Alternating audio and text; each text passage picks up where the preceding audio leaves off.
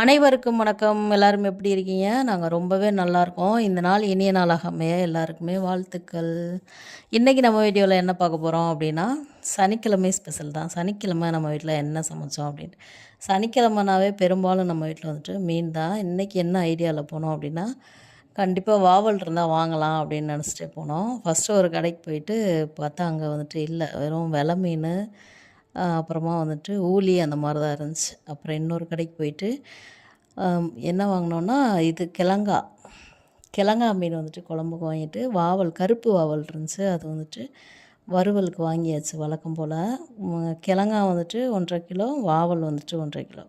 இன்னைக்கு கருப்பு வாவலோட ரேட்டு வந்துட்டு எப்போவுமே 1200 200 அந்த மாதிரி இருக்கும். இன்றைக்கி வந்துட்டு ரேட்டு கம்மியாக இருந்தனால நாங்கள் வாங்கிட்டோம். கிலோ 800 சொன்னாங்க. சரி 1.5 கிலோ வாங்குவோம் அப்படின்னு சொல்லிட்டு வாங்கியாச்சு. வாவல் வந்துட்டு வேஸ்டேஜே இருக்காது.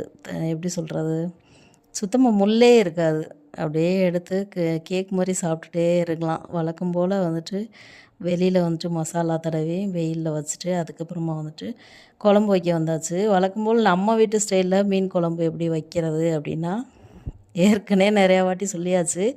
மறுபடியும் சொல்கிறேன். அதை ஃபஸ்ட்டு வந்துட்டு நல்லெண்ணெய் நல்லா நிறையா தூக்கலாக ஊற்றிட்டு, இன்னைக்கு கடுகுலாம் போல் வெறும் வெந்தயம், சின்ன வெங்காயம் வந்துட்டு கட் பண்ணலை, அப்படியே முழுசு முழுசாக வெந்தயம் போட்டு, சின்ன வெங்காயம் போட்டு, அதுக்கப்புறம் பூண்டு ஒரு 10, 15 பல் அதுவும் அப்படியே முழுசாக போட்டு, கருவேப்பிலை போட்டு, தனி மிளகாத்தூள், குழம்புத்தூள், மஞ்சள் தூள், இதை வந்துட்டு வெங்காயம் பூண்டு நல்லா வதங்கினோடனே பொடியும் போட்டு நல்லா கொஞ்சம் நேரம் வதக்கிட்டு, அதுக்கப்புறமா தேங்காயும் தக்காளியும் 4 தக்காளி, அரை மூடி தேங்காய் போட்டேன்.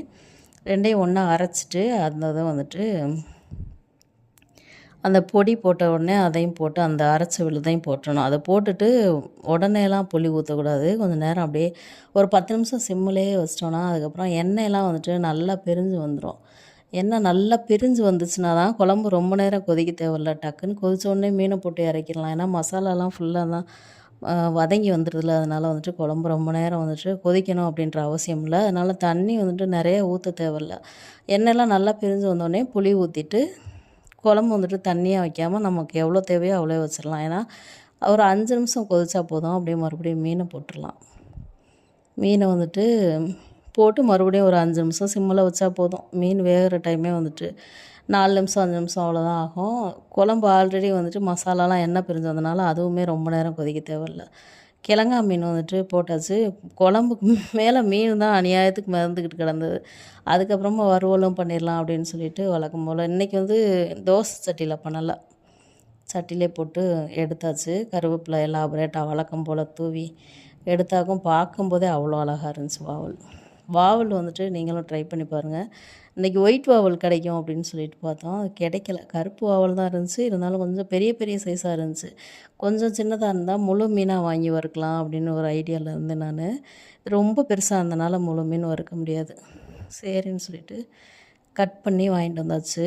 பாப்பா வந்துட்டு எப்பவும் போல் பவுலில் சாப்பாடு போட்டு காமிக்கலாம் அப்படின்னு சொன்னால், இல்லை வேண்டாம் எப்பவும் போலே போட்டு காமிச்சிடலாம் அப்படின்னு சொல்லிட்டு தட்டில் போட்டுட்டு குழம்பு வந்துட்டு உடனே சாப்பிட்டனால குழம்பு மீன் அவ்வளோக்கா ஊறலை.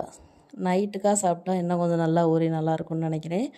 குழம்பு நல்லாவே டேஸ்ட்டாக இருந்துச்சு. மீன் வறுவல் அதுக்கு மேலே சூப்பராக இருந்துச்சு. பாப்பா வந்துட்டு இன்றைக்கி சனிக்கிழமை நான்வெஜ் சாப்பிட மாட்டா அப்படின்னால அவளுக்கு சாம்பார் வச்சுட்டு மதியானம் வேலையெல்லாம் முடிச்சாச்சு. இந்த நாள் இனிய நாளாக வாழ்த்துக்கள்.